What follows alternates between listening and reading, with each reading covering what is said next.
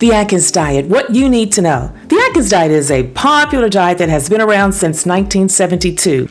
It was created by Dr. Robert Atkins, who's a cardiologist, and he developed this weight loss program, including a low carbohydrate plan to help his patients. Today, $1.4 billion industry of snacks, shakes, and frozen Atkins meals. Some diets come and go, but why does this diet have such massive appeal? Well, there are several reasons. For one, it's straight to the point rules. You don't have to guess, count calories. You just have to follow what you can eat and exclude what you can't. Two, it's quick results, albeit mostly water at first, but still, this is very winning to get quick results. Three, it's a headliner on social media that rallies around quick fixes. Four, again, no calorie tracking. Five, you get plenty of easy to grab items for those who want ready to eat products. So now let's get into the Atkins diet and how it actually works. Now there are 4 phases to the diet. I'm going to go over these very quickly. Phase 1 is the induction phase, and on this phase you can have 20 grams, or you can only have 20 grams of carbohydrates per day for 2 weeks. So that means you can eat mostly protein, healthy fats, but very restrictive in carbohydrates. And to give you an idea, when I say restricted in carbohydrates, 1 serving of a fruit is about 15 carbs. 1 serving of a bread or grain is about 15 carbohydrates. So you could not have a serving of a fruit or a serving of a bread in phase 1. Phase 2 is the balancing phase. You slowly add higher carbohydrate foods back into your diet, and you stay on this phase until you are within 10 pounds of your goal. Phase 3 is the pre-maintenance phase. Carbohydrates are added back to test how many carbs you can eat without regaining weight. And phase 4 is your lifetime maintenance. And you can eat as many healthy carbs as your body can have without gaining weight. I say phase 3 and phase 4 is kind of tricky. There you have those 4 phases. Now, what are some of the specific foods that are recommended to make all of this magic work for you? Well, for protein, you can have beef, pork, lamb, bacon, poultry, fish, seafood, and eggs. You must avoid the sugary or glazed meats, such as glazed ham. You also need to avoid breaded meats and limit your processed meats. So processed meats, that's your salami, your bologna, deli slices, hot dogs. You also need to avoid heavy charred meats that have been heated to a very high temperature, such as when you're grilling, because this can create your heterocyclic amines, which have been known carcinogens or to cause cancer.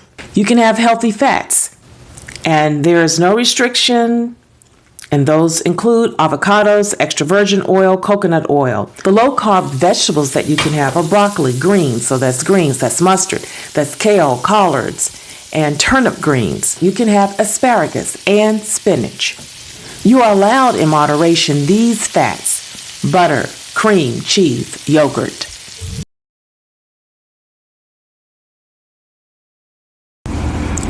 Now, what you need to know. I have a number of things I want to go over these very quickly. Number 1, since it's a low carbohydrate diet, that means you can eat meats, butter, eggs, bacon, a lot of fat. Number 2, low carbohydrate diets are unlikely to produce significant long-term weight loss.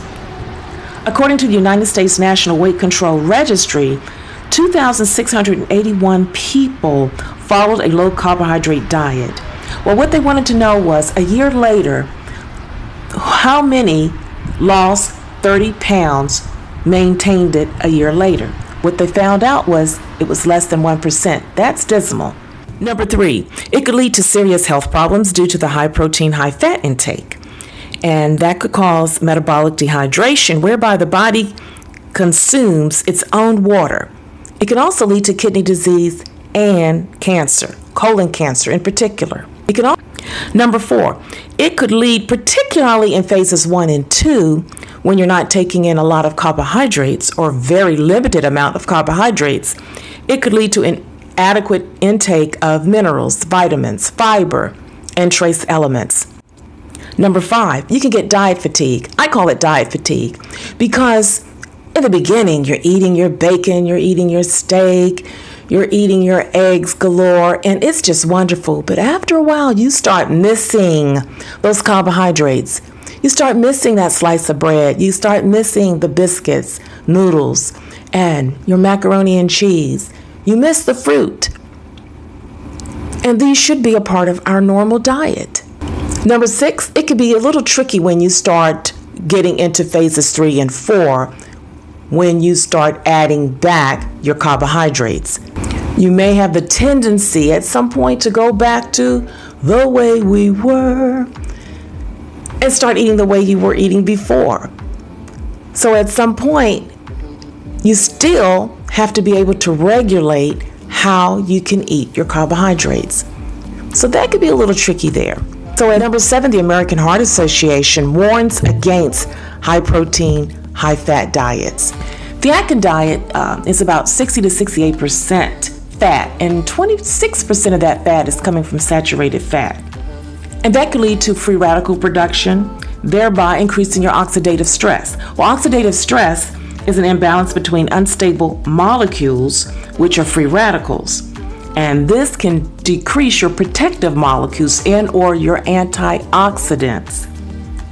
Now, your antioxidants, I call them bodyguards that protect our cells from being easily destroyed. So if your cells aren't being protected and they become easily destroyed, that can lead to premature aging. It can increase your risk for heart disease and cancer. Please join our Boss Battle Academy, and there I teach you several approaches. It's easy to follow and it is doable so that you can eat from all of your food groups, which you're supposed to, and not get diet fatigue. And a plan that you can maintain, because it's so important to be able to maintain it. Well, I also have another request for you. Please subscribe and share me with your family and friends. Well, I'm Das, I'm out, but I want to be with you next show.